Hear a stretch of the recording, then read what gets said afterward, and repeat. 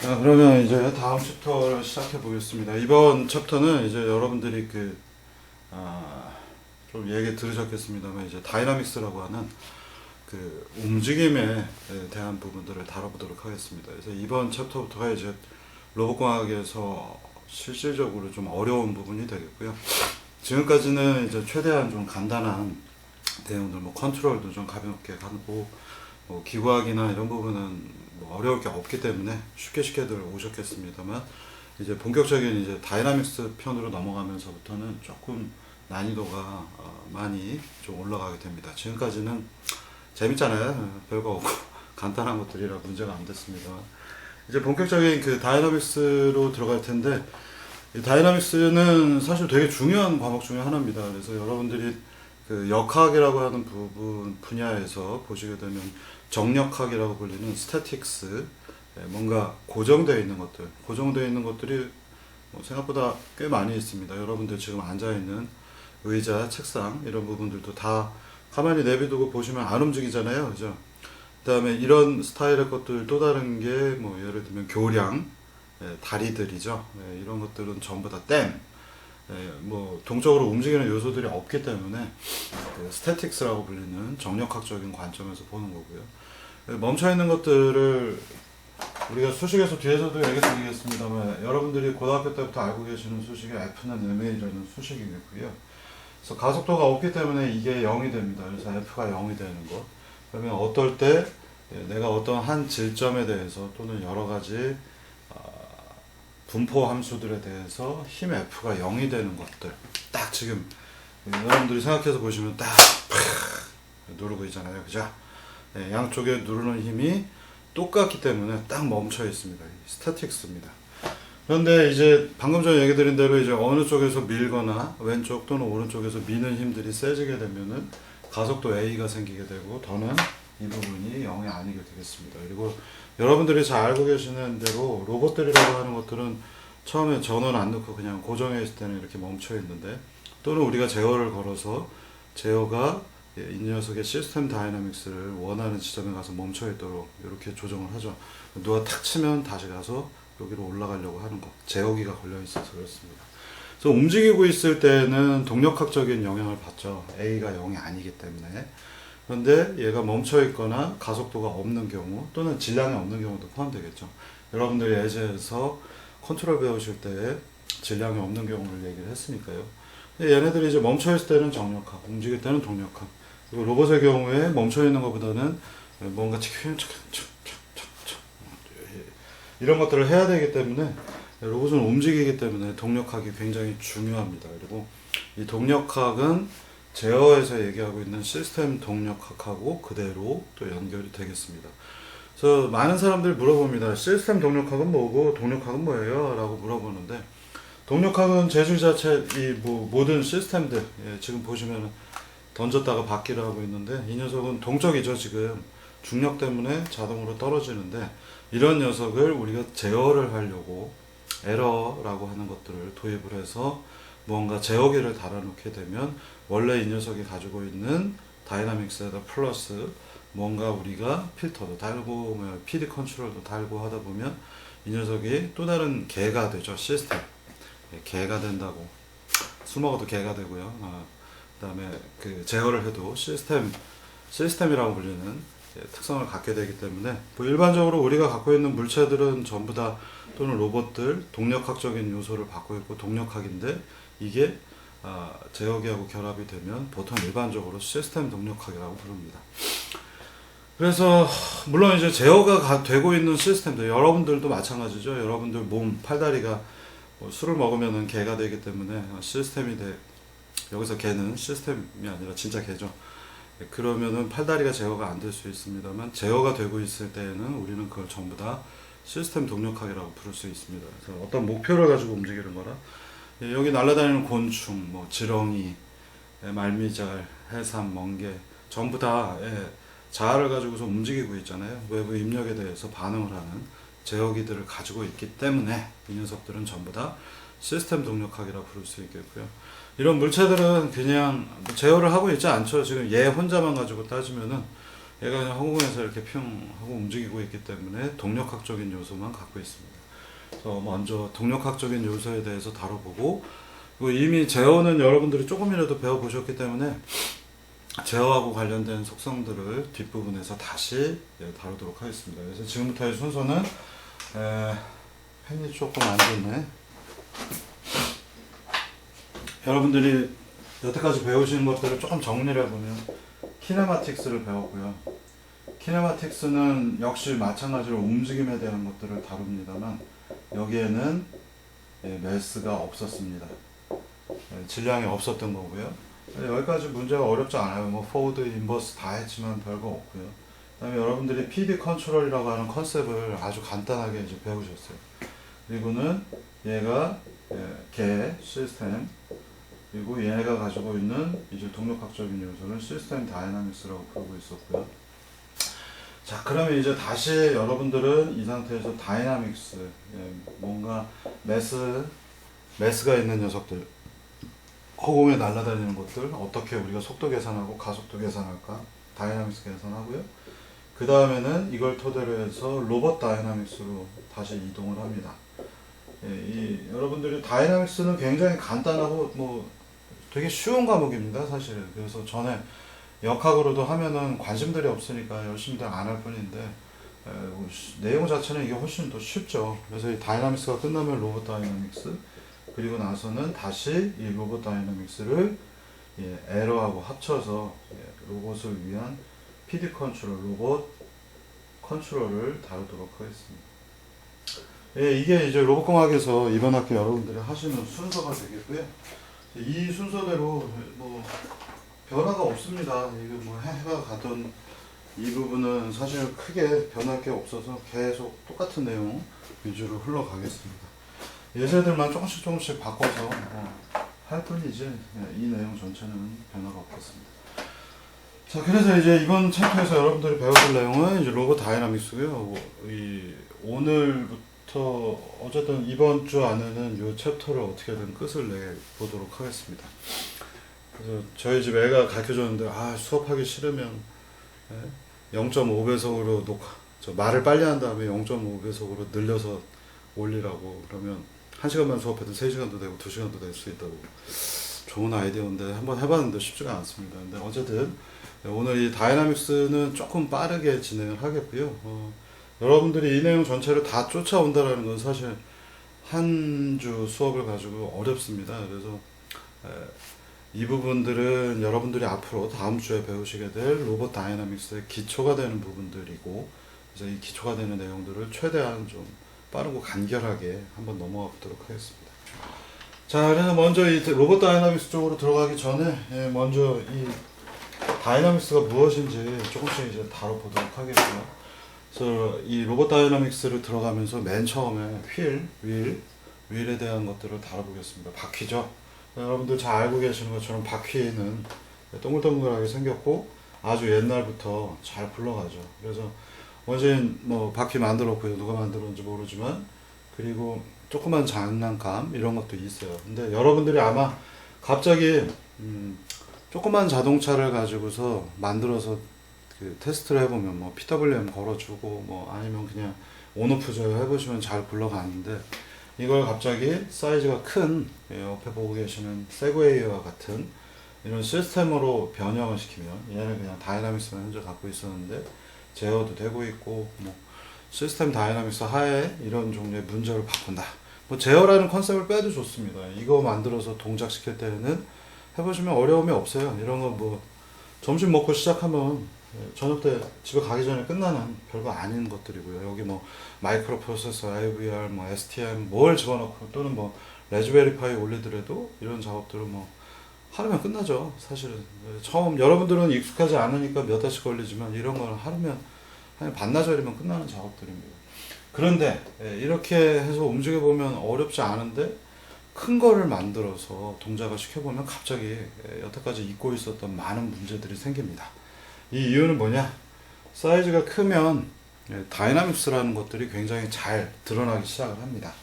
요만한 작은 바퀴 돌릴 때 뭐 몇 그램 안 되죠. 100g도 안 되는 바퀴 돌리고 뭐 얘가 미끄러지든 삐뚤어 가든 별로 중요한 문제가 아닙니다만, 이게 사이즈가 커져서 스케일 업이 되기 시작을 하면 뭔가 심각한 문제들이 발생을 하고 그 부분들이 여러분들이 반드시 이해하셔야 되는 속성, 바로 다이나믹스라고 하는 것들이 들어가기 때문에 그렇습니다. 그래서 또 조그만 자동차 이런 것들 만들어서 해보시면은 다이나믹스 관련된 건 별로 이슈가 없어요. 그래서 여러분들이 내가 이런 걸 만들었으니 이걸 만들어 봐야겠다 하는 순간 좌절합니다. 여기에서 이쪽으로 넘어가는데 여기서 여러분들도 한 달 걸렸다면 이쪽에는 10년 걸릴 수 있는 이런 문제들이 됩니다. 이유는 뭐냐? 다이나믹스가 굉장히 잘 두드러져서 보이기 때문에 그렇습니다. 뭐 단편적인 사례로 얘기하면 여러분들이 에펠탑에서 뛰어내리면 죽습니다만 개미를 집어던지면 죽지 않죠. 시밀러리티라고 하는 비스코시티, 그 점성과 공기에 대한 점성, 마찰과 그다음에 중력에 대한 것들 두 가지를 비교해 보시면은 스케일이 커지면 커질수록, 매스가 커지면 커질수록 뭔가 다른 영향들이 굉장히 두드러집니다. 개미는 작기 때문에 중력에 의한 영향보다는 마치 그 꿀단지 안에 들어있는 것처럼 공기와의 점성이 더 크기 때문에 개미는 천천히 떨어지게 되겠고요. 사람의 경우에는 점성, 공기와의 마찰보다는 매스가 크기 때문에 이 녀석이 매스가 훨씬 더 크기 때문에 우리는 관성에 대한 영향을 더 많이 받고 땅에 떨어졌을 때 최종 속도도 되게 높고요. 그러다 보니 당연히 죽는 겁니다. 사이즈가 커지게 되면 여러분들이 생각하지 못하는 엄청난 일들이 이 안에 존재하고 있고요. 요만한 바퀴 돌릴 때하고는 다르게 이 녀석을 돌리게 되면 바퀴가 원하는 시점에 명확하게 돌지 않습니다. 뿡 천천히. 지하철 타보시면 지하철이 갑자기 딱 팡 하고 안 가잖아요. 똑같은 이슈들입니다. 그래서 일반적으로 사이즈가 커진다라고 하는 것들은 사이즈가 커짐에 따라서 크기 자체가 커지면 두 가지의 영향들이 있고 그것들에 대한 내용들을 이 수업에서 다뤄볼 겁니다. 하나는 반지름이 되겠고요. 또 다른 요소는 질량 자체의 증가입니다. 그래서 질량만 증가하는 게 아니라 반지름이 증가하고 회전 운동을 하기 때문에 바퀴라고 하는 것들이 여러분들이 사이즈가 조금만 올라가게 되면 복잡한 문제들이 생깁니다. 자, 매니플레이터 이슈에서 보시면요, 뭐 간단하게 좀 여러분들 관심 있으시라고 일부러 이런 그림으로 갔고요. 지금 보시면 이제 역진자 문제입니다. 그래서 이런 망치가 있는데 얘를 이렇게 거꾸로 들어서 우리가 제어를 할 수 있죠. 네. 손으로 이렇게 제어를 해서 안 넘어뜨리고 있을 수 있죠. 이걸 하기 위해서는 필요한 건 뭐냐? 손이 필요하지만 또 눈으로 또는 눈이나 또는 각도가 얼마만큼 삐뚤어지고 있는지를 확인할 수 있는 센서. 그래서 센서로 각도가 얼마인지 측정하고 지금 보시면 제 손처럼 좌우로 움직여가지고 이 녀석이 요 액추에이터가 뭐가 있겠죠. 좌우로 얼마, 우로 얼마 움직여서 각도를 유지하려고 하는 거고요. 역진자의 경우에도 되게 쉬워 보입니다만 실제로 해보시면 굉장히 어렵고 학부 수준에서 잘 만든 역진자를 본 적이 없습니다. 그리고 여러분들 어지간하면 시도하지 마시고요. 자, 근데 우리가 이런 역진자를 배우는 이유는 이제 제어의 이론 때문에도 그렇고요. 이게 여러분들 3학년 자동제어 쪽에서 배우고 계시는 내용 중에도 얘네들이 이제 폴이 가운데 원점 근처에 위치하고 있기 때문에 얘네들을 없애기 위해서 왼쪽으로 더 보내려고 뭔가 다른 것들 다이나믹스를 추가를 해야 되는 거고요. 근데 이런 역진자 같은 것들이 왜 다루는가? 뭐 제어라고 하는 컨셉에서 재밌는 이슈이기도 하고 굉장히 잘 만든 문제이기도 합니다만 이런 역진자가 요새는 이제 보행이나 이런 문제에 많이 쓰이고 있죠. 그래서 예전에 보행들 보시면은 뭐 맨날 이렇게 다리 꼬부정 해가지고 이렇게 위치 이동 이렇게 또 치크 이런 식으로 많이들 했습니다만 아니면 이제 여러분들이 보고 계시는 저런 요만한 스타일의 장난감 로봇들이 하는 것들은 가격은 비싸지만 여전히 장난감이고요. 뭐 제어 이론이나 복잡한 게 간단하게 들어가 있을 뿐이고 걔들이 동적 보행을 하는 것처럼 최대한 튜닝해서 하는 거기 때문에 뭐 뛰어다니다가 툭 하고 한번 치면은 그냥 자빠집니다. 뭔가 복잡하게 이 문제를 제대로 풀고 있는 게 아니라서. 그래서 최근에는 이 역진자를 토대로 해서 모델링을 많이 해요. 그래서 지금 오른쪽 그림에서 보시는 것처럼 사람이 걷는다라는 행위는 되게 중요한 것 중에 하나가 머리통입니다. 그래서 여러분들이 이렇게 하고 뛰지 못하는 것처럼 이렇게 앞으로 약간 구기고 머리가 어디 있는지 머리의 위치를 어떻게 컨트롤하는지 여러분들이 뛰고 있을 때 컨트롤하는 대상은 뭐냐면 머리가 전정기관의 도움을 받아서 각도 유지해 가면서 특정 각도로 앞쪽으로 살짝 구부린 상태에서 열심히 뛰는 거죠. 그러다 보니 이 역진자 운동에 관련된 것들이 최근에 많이 논의가 되고 있고, 그다음에 이제 대전에 있는 모 교수님, 요새 이제 딴 데 청와대로 가셨는데, 청와대 갔는데, 메스가 머리에 있는 것들이 되게 중요하기 때문에 머리에다가 센서를 붙여놓으면 보행에 관련된 것들을 뽑을 수 있다. 이제 바이오 미케닉스 관점입니다. 그래서 머리에다가 센서 붙여놓고서 보행에 대한 것들 평가하고 이런 것들 많이 합니다. 그만큼 이제 머리가 중요한 거고요. 여러분들 수영하실 때 머리를 물속에다 집어넣기만 하면 몸이 저절로 뜨잖아요. 똑같습니다. 꽤 그 메스가 큰 녀석이라 메스를 머릿속에다 넣으면 곧바로 메스가 부피만큼 있고, 머리통 큰 사람은 부피도 크겠죠. 부력도 크겠죠. 메스가 되게 중요한 요소가 되겠고요. 그래서 이런 것들을 요새는 모델링에서 역진자 모델로 이렇게 모델링을 합니다. 그래서 이런 것들이 들어가야 되고, 그리고 내가 밸런스 어떻게 맞춰야 되는지 이런 것들 따져서 많이들 하고 뭐 이렇습니다. 그래서 이런 그 보행이나 뭐 동적인 모션들을 하고자 할 때는 우리가 이런 원래의 움직임을 이렇게 심플리파이 하고, 얘들은 다시 이런 모델들에 해당하니 여기서부터 다시 시작을 하는 겁니다. 그래서 이런 것들을 배우는 것들이, 내가 보행을 하고 싶다, 내 역진자 이론이 이해가 안 간다, 그 말을 하십시오. 그래서 보행이나 이런 것들을 단순하게 여러분들은 처음부터 다리가 많았으면 좋겠어, 저도 그랬지만 많은 다리가 있고 많은 관절이 있으면 그 다음부터 다 만들어 놓고 팔다리 하나씩 제어 다 됩니다. 그 다음부터는 어떻게 움직이지? 라고 하는 근본적인 문제가 다시 생기죠. 그래서 학교에서 배우는 많은 것들이 근본적인 문제에서부터 시작을 해서 여러분들이 나중에 성장할 수 있는 토대 만드는 형태로 흘러갑니다. 자, 그러다 보니까 우리는 이 진자 하나만 하더라도 아까 제가 얘기 드린 것처럼 학부에서 이걸 제대로 할 수가 없죠. 왜냐하면 배운 지식 레벨을 살짝 넘어가기 때문에 그렇고요. 여러분들이 이제 많은 밸런스 맞추는 밑에 카트 움직여서 세그웨이 같은 것들 다뤄보면 그냥 튜닝해서 만드는 거죠. 이론적인 것들에 백그라운드가 없기 때문에 그냥 만들 수는 있지만, 그리고 잘 튜닝하면 되는 것 같지만 100% 정확하게 잘 되게 그렇게 하기가 쉽지가 않죠. 그러니까 상업용 제품이나 또는 실제 움직이는 것들을 제대로 만들기 위해서는 확률적으로 95% 이상으로 쭉쭉쭉 올라가야 됩니다만, 여러분들이 튜닝만 해서 만드는 것들은 신뢰성이 없죠. 그래서 결국은 조금 되다가 마는 겁니다. 그래서 만드는데 의의가 별로 없어요. 그래서 그게 뭐 고등학교 정도일 때는 한번 만들어 봤다 하는 거에 의미가 있지만, 대학교에서는 밑에 있는 이론들을 토대로 해서 안 되는 이유, 키는 얼마나 크게 해야 될까, 위에 있는 매스는 얼마만큼, 이 매스가 되게 빨리 움직일 텐데 까딱까딱 하면서 이거를 측정하기 위한 인코더 또는 센서의 해상 능력은 얼마일까, 이런 모든 것들, 제어 주기는 얼마만큼 더 높여야 될까, 이런 것들을 계산하기 위해서 우리는 다이나믹스를 이론적으로 먼저 배운 다음에 그것들을 토대로 문제가 갖고 있는 민감도라고 할 수 있는 부분들을 따져보고 설계를 하는 겁니다. 그래서 우리는 다이나믹스들을 좀 알아야 되는 거고요. 아유, 초전부터 말이 많네. 제가 이제 재밌는 얘기 하나 보여드리겠습니다. 지난번에 배우셨고, MX2.F 이 자체는 다이나믹스만 가지고 있는 수식인데, 그죠? F는 MA니까 얘는 다이나믹스인데, 내가 이걸 제어를 하기 위해서 컨트롤러를 KP, KD, PD 컨트롤 형태로 집어넣으면 새로운 유형의 시스템 다이나믹스가 생겼죠. 일목요연해서 설명하기 좋습니다.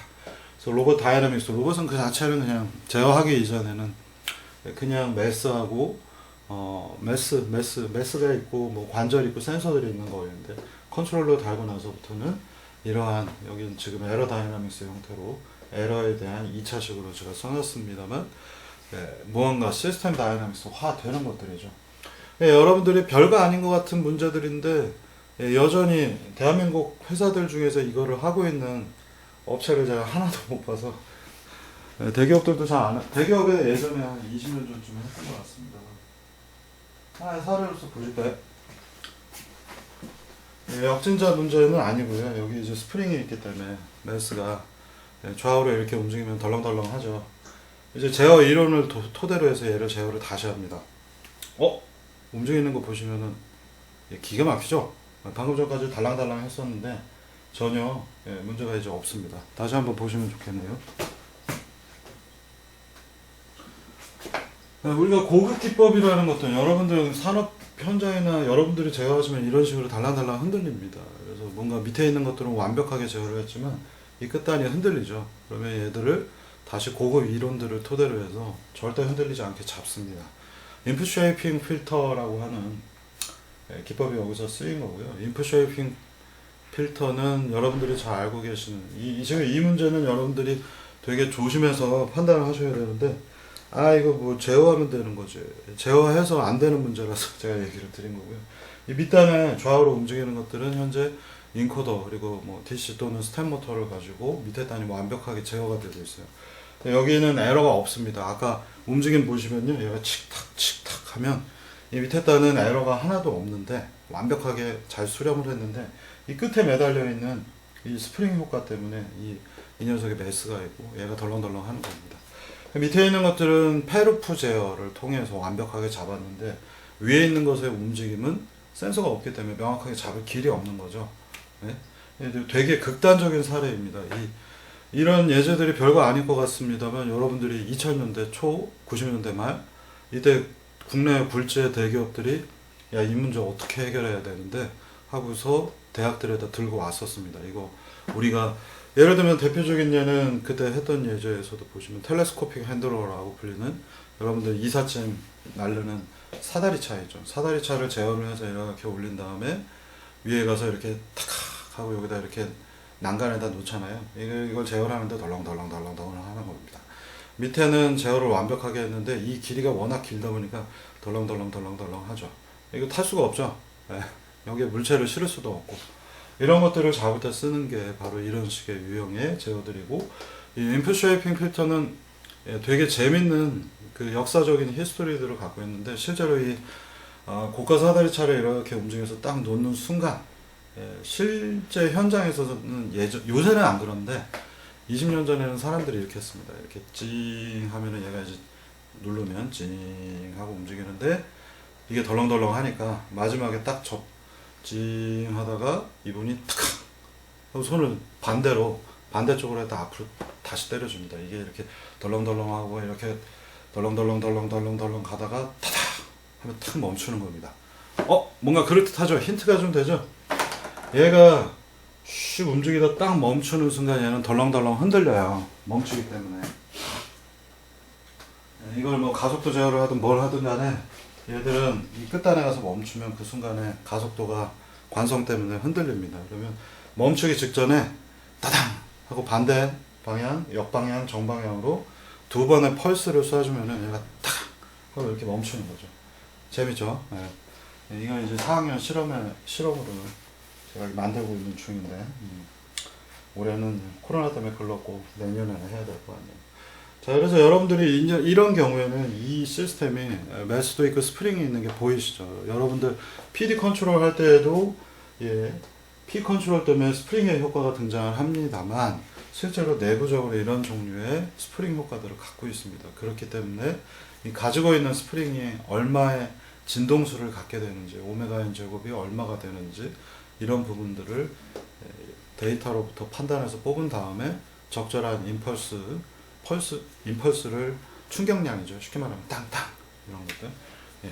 우리가 뭔가 물체를 때릴 때도 사람을 때리는데 이렇게 해서 밀어서 때리는 경우가 있고 그 다음에 하고 끊어서 때리는 게 있죠. 당구 치시는 분들은 잘 아시겠죠. 당구 치시는 분은 밀어치기가 있고 끊어치기가 있습니다. 두 가지가 예전에 뭐 책에 보면은 이게 연습 문제로 나와 있어서 제가 풀어봤었는데 밀어치는 거하고 끊어치는 거 두 가지가 완전히 다릅니다. 그래서 당구 열심히들 치시고요. 자, 그래서 이런 시스템의 경우에는 실제로 제어를 하기 위해서는 이 부분에 시스템 다이나믹스 또는 다이나믹스를 알아야지만 제어기를 꾸밀 수 있어요. 그래서 뭔가 멈추는 현상들을 이렇게 흔들림이 없게 하는 것도 굉장히 고급 기법이에요. 이 밑에서 왔다 갔다 하는 건 여러분들도 할 수 있습니다. 지금 PD 제어들을 배웠기 때문에. 그리고 산업체 현장들에서도 이런 건 잘 하는데 끝단에 뭐가 이렇게 되어 있으면 덜렁덜렁 하는 것들 어떻게 막을까? 이걸 막기 위해서 제일 좋은 건 여기를 두껍게 만드는 거죠. 두껍게 만들면 흔들림이 좀 줄어들겠죠. 근데 고가 사다리 같은 것들은 토크도 제한되어 있고 쓸 수 있는 매스, 하중 이런 것들이 다 제한되어 있기 때문에 덜렁덜렁하는 현상이 필연적으로 생깁니다. 이런 것들 다 잡아야 되는 이슈고, 다이나믹스를 뭔지 데이터를 토대로 해서 얻어낸 다음에 보상 기법들로 이것들을 막아내는 이런 사례가 되겠습니다. 그래서 여러분들이 이런 것들을 모르시면 바퀴가 있다 하더라도, 지금 보시면 드론이죠. 이렇게 되어 있으면 드론인데, 이 원시인들이 뭐 아무리 바퀴라고 하는 것들을 옆 동네에서 훔쳐와봐도 이거를 활용할 줄 모르면은 아무짝에도 쓸모가 없겠죠. 똑같은 겁니다. 여러분들이 배우신 것들을 잘 활용을 해야지, 그리고 그게 활용을 하기 위해서는 실제로 어떠한 역학적 구조를 가지고 있으면 어떠한 원리를 동작하는지 명확하게 아셔야 제대로 쓸 수가 있습니다. 이런 것들이 되게 중요합니다. 자, 우리가 F는 MA라는 것들은 예전부터 많이 배웠고요. 그 매스 있고, 우리가 이렇게 생긴 녀석, 매스 이만한 네모의 박스가 있는데 얘를 힘 F를 주면 F는 MA에 의해서 가속도 A가 생길 겁니다. 근데 이렇게 큰 것들은 우리가 그냥 간단하게 질점 형태로 점 하나, 파티클이라고 부릅니다. 파티클, 뭐 뒤에도 나올 수 있어서 하나의 입자를 뜻하고요. 입자로 표현해서 놔도 별 차이가 없겠죠. 그래서 그냥 우리가 선형적인 부분들, 이쪽으로 밀면 이쪽으로 밀린다, 이런 예제들에서는 우리가 이 녀석을, 얘가 덩어리가 있더라도 점 하나로 취급해도 별 이상이 없겠습니다만, 오른쪽에 보시는 것처럼 뭐 피사일 사탑은 아니고요. 어떤 첨탑이 지금 무너져 가고 있는데, 얘가 이렇게 지금 무너져 가고 있죠. 무너지는 중간이라고 생각하시면 여기에는 F는 MA만 있을까요? F는 MA만 있다고 보기가 어렵겠죠. 왜냐하면 이 녀석이 여기 제목에 있는 것처럼 회전을 하기 시작을 합니다. 그래서 우리가 질점으로 표현할 수 있는 것들은 선형적인 움직임을 할 때만 질점으로 표현을 하고요. 얘가 뭔가 이렇게 회전을 하는 것들, 로봇 팔들에서 일어나는 것들은 강체 다이나믹스라고 보통 우리가 모델링을 하고요. 이 강체가 회전과 이동을 하죠. 지금 왜냐하면 이동은 어떻게 합니까? 여기 있는 점이 여기로 이동을 했잖아요. 이동도 하고 있고 회전도 하고 있습니다. 그래서 이렇게 생긴 녀석을 이렇게 이동을 평행이동해서 이동하는 것과 지금 이 예제로 보시면 될 것 같아요. 얘가 이렇게 평행이동을 하는 것들은 왼쪽에 있는 것처럼 F는 MA로만 풀 수가 있겠습니다만, 얘가 회전을 하는 경우에는 이동도 하면서 이렇게 날아가면서 회전도 할 수 있겠죠. 그러면 이동에 대한 것들 뿐만 아니라 로테이션에 대한 것들을 다뤄야 되고, 그래서 우리는 더 이상 왜 질점으로 표현할 수가 없냐면, 이 부분은 조금 이동했고요, 이 부분은 많이 이동을 했죠. 그래서 반지름에 따라서 얘들의 이동 거리가 달라진다는 아주 중요한 성격을 여러분들이 아셔야 됩니다. 그래서 예를 들면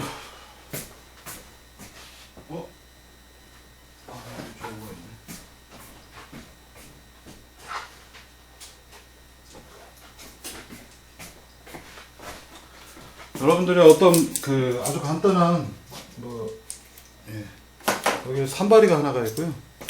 트라이포드 산발이가 하나 있는데, 얘 매스는 변화가 없습니다. 이거 자꾸 덜렁댄다. 이렇게 자꾸 이렇게 회전을 시키는 것 느낌과, 그다음에 여러분들도 집에 있으면 한번 해보십시오. 얘들을 이거 2단밖에 안 나요. 길이를 뽑고 회전을 시켜보시면은 손에 걸리는 부하가 달라집니다. 이게 긴 트라이포드가 지금 안 보여. 부셔졌네. 긴 트라이포드가 안 보여서 설명드리기가 되게 그런데, 또는 뭐 이런 지금 캘리퍼스가 있고요. 얘를 이렇게 해서 회전을 시켜 보시면은 묵직합니다. 여러분들이 해보실 수 있는 것들, 뭔가 산발이들이 있으실 거예요. 그런 것들 해보시면 되겠고, 이렇게 길이를 뽑았어요. 그리고 회전을 해보시면 손에 걸리는 느낌 자체가 달라집니다. 어떤 게 더 힘들까요? 길이가 긴 게 손에 좀 더 많은 회전을 하기 때문에 토크가 걸립니다. 그래서 이 토크라고 하는 것들은 길이가, 질량이 여기에 있는 것보다 이 끝에 있는 것들이 손에 걸리는 토크가 더 많아지고 동력학적인 요소들이 바뀌어요. 그래서 앞서 제가 얘기 드린 것처럼 크기가 커지면 회전을 하는데, 크기가 커지면 질량 자체도 늘어나니까 토크하고 관련된 부분에 영향을 주겠습니다만, 또 다른 요소는 질량이 분포를 하는데 길이가 길어지면 먼 거리까지 질량이 분포가 됩니다. 그렇기 때문에 뭔가 회전을 하려고 그러면 굉장히 긴 막대기, 낚싯대 이런 것들 보시면은 여러분들이 길이가 길어지면 길어질수록 이 녀석이 뭔가 토크가 부하가 더 많이 걸린다라는 것들을 아실 수 있습니다.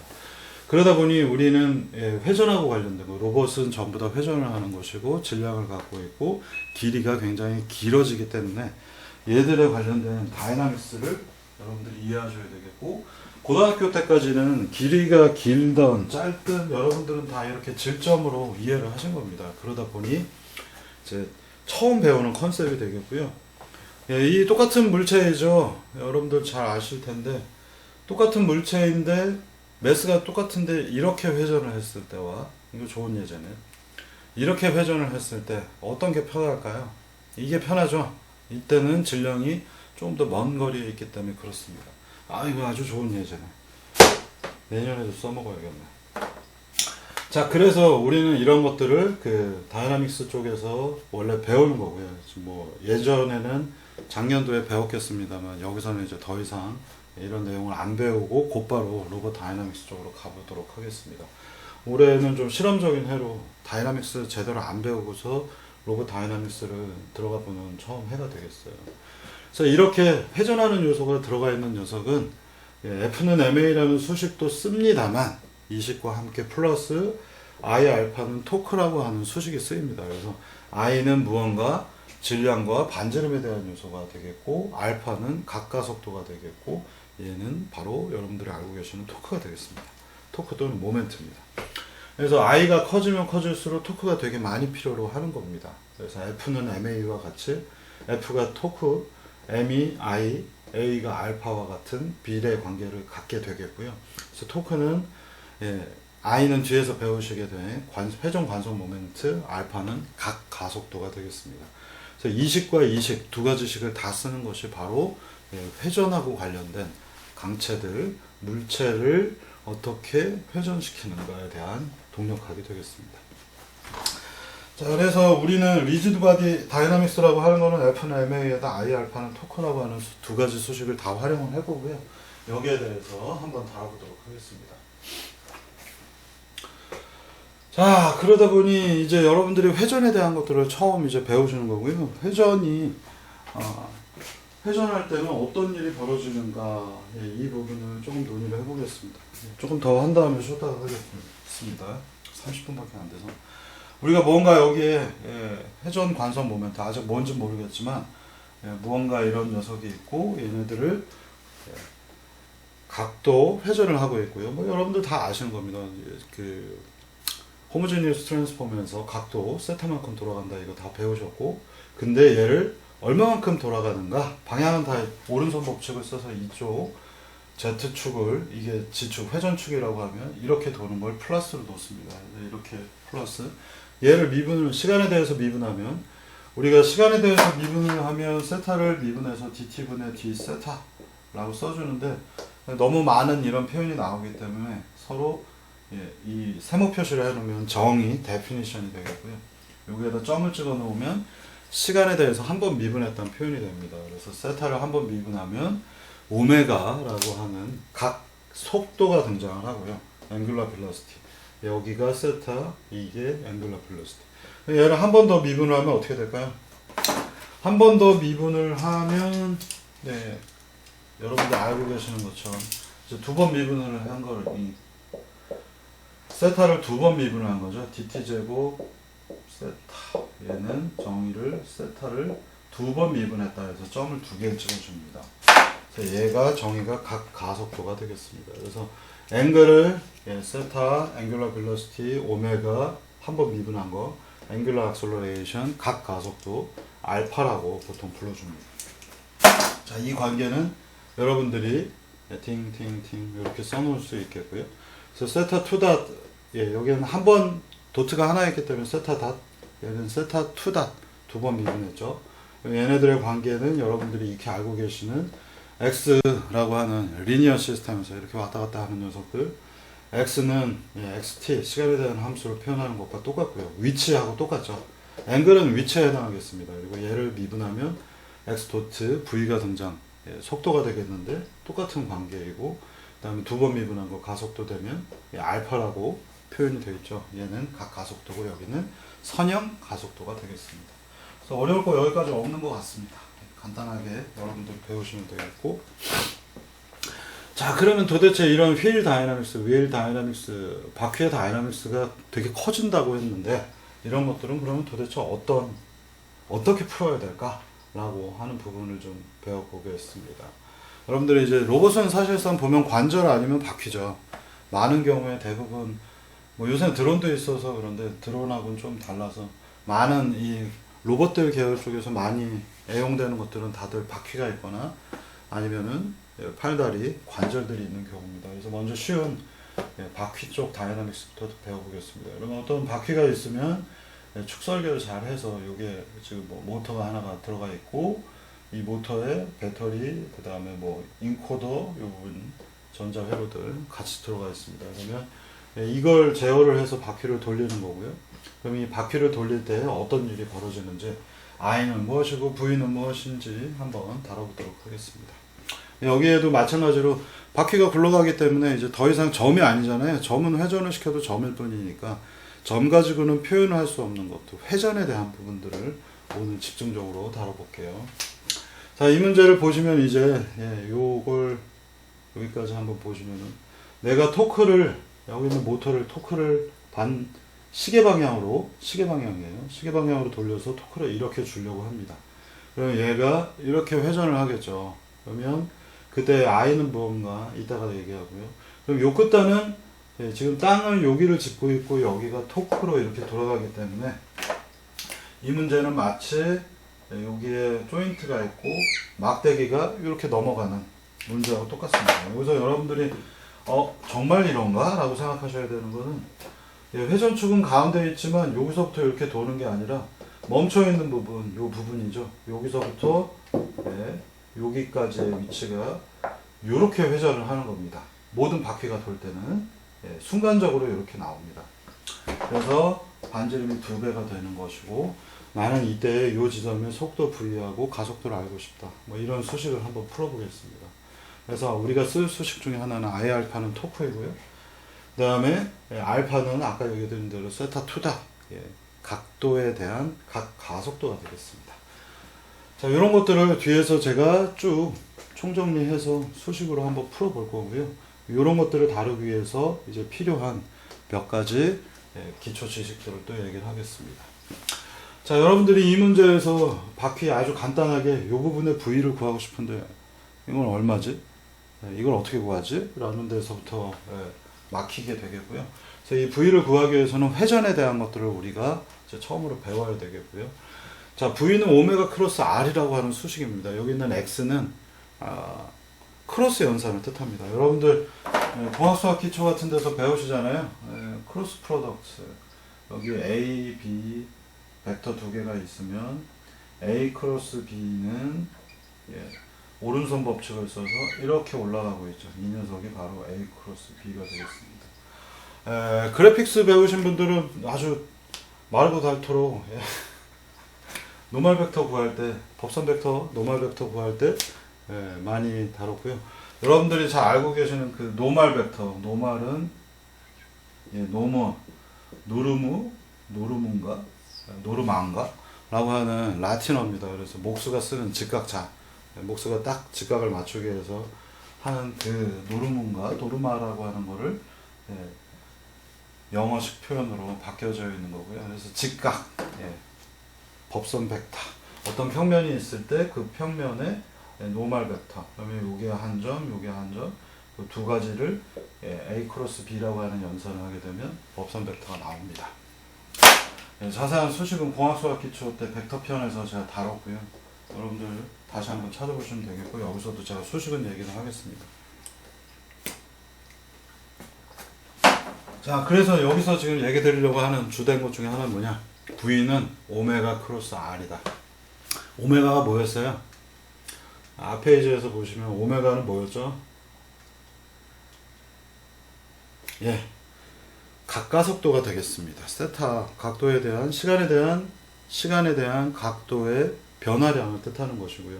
이거 우리가 미분을 해서 세타가 얼마만큼 도는가 따지는 거고, 자동차 보시면은 자동차 엔진이 3000rpm이다. 그러면 예, rpm의 r은 레볼루션, 바퀴를 뜻하는 거고 pm의 예, rpm하고 얘기하면 rpm 얘는 레볼루션을 뜻하고 p는 per입니다. per per 나누기. 그다음에 m은 미닛이에요.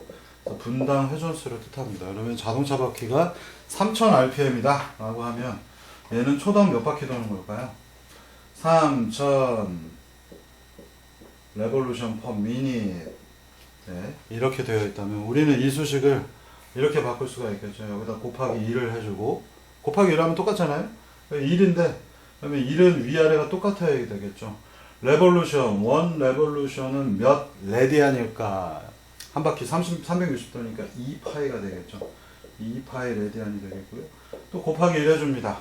곱하기 1 계속해도 상관없죠. 그러면 위아래가 똑같아야 되는 건데 미닛이 여기 있으니까 1분은 60초다.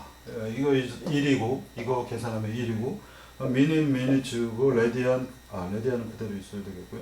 레볼루션 지우게 되면 최종적으로 3000 곱하기 2파이 나누기 60 레디안 퍼 세크. 예, 이게 바로 오메가의 정의가 되겠습니다. 그래서 초당 몇 레디안을 도는가, 몇 바퀴를 도는가 라고 하는 부분이고요. 그래서 3000rpm이면 보통 일반적으로 우리가 주행할 때 자동 변속 잘 되고 있고 기어 잘못 넣지만 않으면 보통 한 3000rpm 근처이기 때문에 나눠주시면 300 나누기 6 하니까 50 곱하기 2파이가 뭐 2파이는 한 바퀴니까 초당 엔진이 1초에 한 50바퀴 도는 게 바로 3000rpm이 되겠습니다. 이게 바로 오메가라고 하는 녀석이에요. 그래서 여러분들 알고 있는 rpm이라는 단위는 r이 레디안이 아니라 레볼루션을 뜻하는 한 바퀴를 뜻합니다. 여기서 레볼루션, REV 레볼루션입니다. 그래서 레볼루션은 혁명이라고도 표현되지만 한 바퀴를 뜻하기도 합니다. 영어 시간은 아니니까. 그래서 뭔가 혁명이라는 뜻이 왜 바퀴하고 똑같냐? 뭐 한 스텝이 지났다는 얘기죠. 한 바퀴가 지났다는 겁니다. 한 바퀴 돌려보자. 완전히 뒤집어 엎어보자. 전복 이런 뜻하고 같겠습니다. 자, 그래서 우리는 레디안이라는 정의를 레디안 퍼 세크 1초에 몇 도 도는가 오메가라고 하는 앵글러 벨로시티 정의를 할 수 있고 R은 뭐냐? 반지름이죠. 그래서 방금 전에 보셨던 수식을 그대로 쓴다면 이렇게 되어 있는데 바퀴가 여기 가운데 축이 있고 여기가 지면이면 여기서부터 여기까지가 바로 반지름 R이 되겠고요. 오메가는 뭘까? 오메가는 각속도죠. 어느 축을 중심으로 돌아요? 이쪽 축을 중심으로 돌죠. 그러면 우리가 보시면은 여기를 Y축, 여기가 원점, 여기를 중심으로 해서 돈다니까 이쪽이 X축. Z축은 어디 있나 보니까 Z축은 여기에 있잖아요. 그죠? Z축은 그대로 평행이동해서 여기로 갖고 옵니다. 그러면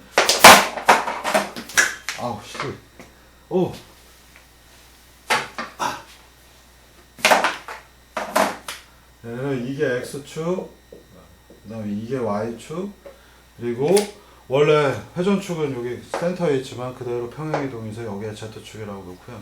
그러면 이 축을 중심으로 R만큼, 요만큼 올라간 게 회전을 한다는 뜻이죠. 오메가 크로스 R, 방향이 어떻게 될까요? 오메가 크로스 R, 오메가부터 시작한 다음에 오른손 법칙으로 이렇게 회전해야 되죠. 오메가 벡터 이쪽에 있고 R 벡터 이쪽에 있어요. 그러면 이렇게 회전을 하니까 어떻게 되겠습니까? 오메가는 만약에 이 바퀴가 이쪽으로 돈다고 하면 오메가가 이쪽에 있겠죠. 바퀴가 이쪽으로 회전한다 그러면 오메가는 이쪽에 있고 R은 이쪽에 있으니까 두 개를 크로스하면 이쪽에 있는 이게 오메가, 이게 R, 그죠? 그럼 이대로 갖고 와서 오메가 크로스 R 하면 이쪽 방향으로 나타나겠죠. 그래서 이 관점에서 보시면 크로스 연산을 하면 이렇게 도는 겁니다. 이게 속도 V가 되겠습니다. 오메가가 만약 반대쪽으로 되어 있다라고 하면 오메가가 이렇게 돌 거다 라고 하면 오메가가 이렇게 돌고 있기 때문에 실제 오메가는 저쪽에 있겠죠.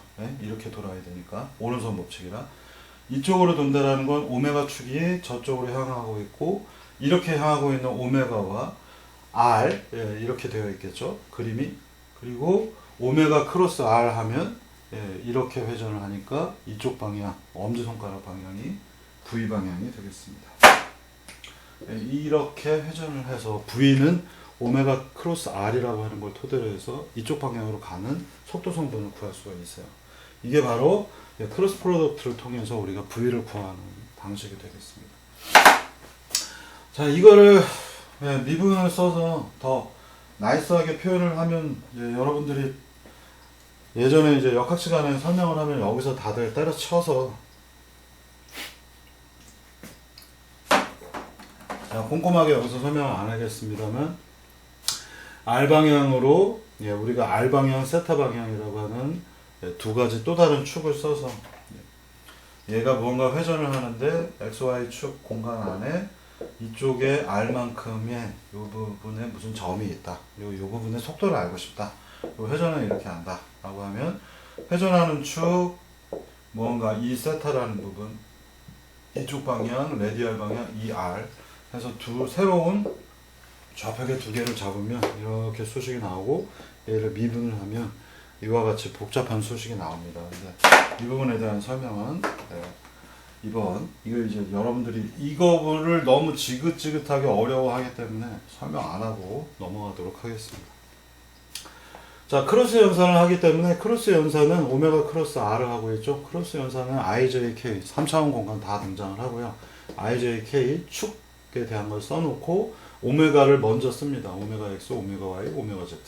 오메가 아까 Z 방향에만 값이 있었던 거죠. 그래서 00 W가 오메가가 되겠고, 다음 R은 윗방향에 있게 되면 지금은 그냥 여기 있는 그림처럼 X 방향, Y 방향, 오메가가 이쪽에 있으니까 Z축 방향으로 오메가가 돌잖아요. 그래서 오메가만 있고요. RX 성분이 있을 것이고, 그 다음에 RY 성분이 있을 거고, Z 방향으로는 올라온 게 없죠. 그래서 이렇게 놔두고, 여러분들 책에 나오는 대로 이렇게 연산, 빼기 이렇게 연산하면 이렇게 등장을 하겠습니다. 그래서 이걸 구해보시면은 결국은 RX 오메가 J 이 성분이 등장을 하겠습니다. 되게 중요한 거는 J 성분은 Y축 방향이니까 뭔가 플러스 방향이고요. 그 다음에 이 성분 X축 방향 I니까 요거 보면 마이너스 붙어 있잖아요. 그래서 Y 성분이 이거, X 성분이 이거 해서 총 방향은 이렇게 나타납니다. 그리고 이거는 여러분들이 직관적으로 잘 알고 계시는 R만큼 간 다음에 이렇게 회전하니까 여기에 뭔가 직각 방향의 속도가 나오겠구나 라고 하는 데까지 소홀하게 생각하실 수 있겠습니다. 제가 좀 설명을 빨리 하고 있어요. 여러분들이 아셔야 되는 기본적인 얘기들만 이 챕터들 이번 주에는 다룰 겁니다. 그리고 이걸 아주 디테일하게 여기에 뭐 최대한 설명을 많이 하고 있습니다만 이걸 여러분들이 꼭 완벽하게 숙지해야 된다라고는 생각하지 않기로 했고요. 완벽하게 숙지를 잘 못해서 역학을 따로 배워도 힘들어 하기 때문에 최대한 알아야 되는 것들만 나중에 여기서 여러분들이 또 참조하시고 이 내용 전체는 조금 빠르고 빨리 설명하도록 하겠습니다. 자, 여기 그림 다 그려놨네요. 그래서 이거 그림 제가 여기 잘못 써놨습니다. 아니네요. 제대로 써놨네. RX 오메가 성분이 J 성분이라 위쪽으로 가 있고 RY 오메가는 지금 마이너스 방향 이쪽으로 가고 있죠. 여러분들이 조심해서 보셔야 되는 게 J가 Y축이고 I가 X축이기 때문에 이렇게 되어 있어서 두 개의 합력 이쪽 방향으로 속도가 등장을 했었습니다. V는 사실은 dt분의 dr로 표현하기 때문에 이 수식들을 설명할 수 있는데 V는 dt분의 dr이자 곧 오메가 크로스 R이다. 이거는 여러분들이 잊으셔도 되겠습니다. 뭔가 길이가 늘어나면서 회전도 하는 경우에 풀 수식이 이렇게 되고요. 우리는 이 중에서 길이는 고정이 되어 있기 때문에 R 도트 성분 없어지면 R 오메가 라고 하는 이 부분만 사용을 할 겁니다. 이 원래 푸는 방식은 이렇게 푸는 거예요. 그래서 내가 여기를 기점으로 해서 길이도 늘어났다 줄어들었다 하면서 이 녀석이 회전도 한다. 이렇게 커브가 움직인다 그러면 반지름이 변하고요. 그 다음에는 회전도 하고 있죠. 그래서 R, ER로 놓고 이렇게 놓으면 반지름이 변하는 성분 하나, 그 다음에 회전에 의한 성분 하나. 근데 로봇의 경우에는 반지름이 변하지 않는 경우가 대부분이죠. 팔의 길이가 일정하니까 R이 콘스탄트이다 라고 하면 이 수식이 지워지고 R 세타 닷 오메가만 등장하기 때문에 이 수식하고 똑같아집니다. 여기도 R이 변하는 것들 다 지워버리고 나면 이 성분 하나하고 이 성분 하나가 바로 회전할 때 생기는 가속도 현상 중에 하나입니다. 최대한 짧게 제가 설명드리고 넘어가도록 하겠습니다. 자, 가속도는 바로 이 V는 dt분의 dr이고 오메가 플러스 R 바로 여기까지 설명이 되는 거고, 얘는 또 하게 되면 여러 가지 가속도 성분들이 나타나는데, 아주 간단하게 우리가 그냥 축 방향만 본다 그러면, 회전 방향만 본다 그러면 알파 크로스 R이라고 하는 수식으로 쓸 수도 있습니다. 바로 이 부분에 해당합니다. 근데 축 방향, R 방향, 그 반지름 방향 쪽에 보시면은 마이너스 R 오메가 제곱이라고 하는, 여러분들 아마 어디선가 보셨을 만한 MR 오메가 제곱, 이건 원심력, 구심력 얘기할 때 나오죠. 그래서 안쪽으로 들어오려고 하는 힘은 구심력, 그 다음 바깥쪽으로 나가려고 하는 건 원심력, 이런 부분에서 다루는 수식이고, 바로 여기 있는 수식입니다. R 오메가 제곱. 우리가 만약에 회전을 하는데, 회전을 할 때는 X, Y 공간도 있습니다만, 반지름 방향, 레디얼 방향이 있고, 이게 회전을 하니까 이렇게 회전을 하는 이쪽 방향도 있어요. 우리가 이걸 세타 방향, 이걸 R 방향이라고 표현하거든요. 그래서 원래 이 수식은 R에 대한 것만 포함을 하고 따졌었는데, 쭉 해보면 이런 세타하고 R에 대한 성분들이 여러 가지가 등장을 합니다만, 최대한 간결하게 여기서는 설명을 하겠습니다. 너무 이걸 어려워하더라고요. 자, 그러면 다음으로 넘어가면서 잠깐 쉬었다가 하겠습니다. 여기서 끊을게요.